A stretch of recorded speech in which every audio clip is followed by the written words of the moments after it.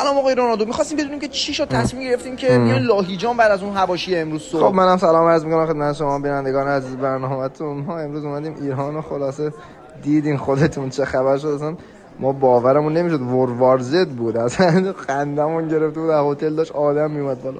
خلاصه به مدیر برنامه‌مون اکبر گفتیم اکبر حالمون گرفت چیکار کنیم. اکبر گفت از این پشت میندازیم جاده چالوس رو میریم شمال. گفتیم خب شمال کجا بریم؟ گفت لاهیجان. دکتر خاکی چه باحاله. خلاصه چی رفتیم اونجا دیدیم آقا همه چی داره، هایپر مارکت داره، بازیکده، رستوران، شهربازی. اونجا رفتیم بازی جات خالی، ترن هوایی اصلا خیلی حالا کریستیانو رونالدو فردا تو ترکیب بازی هست.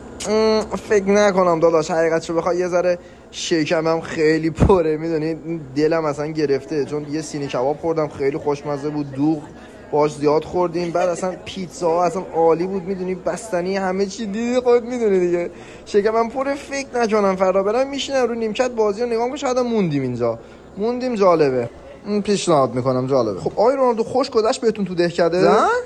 عرض کردم خوش گذشت بهتون تو دهکده؟ آره عالی بود اینجا، خیلی خوش گذشت. الانم جای شما خالی، میخوام بریم ویریال با بچه‌ها صدام میکنن، شما هم بیاین اینجا، من پیشنهاد میکنم. نوکرم، خداحافظ.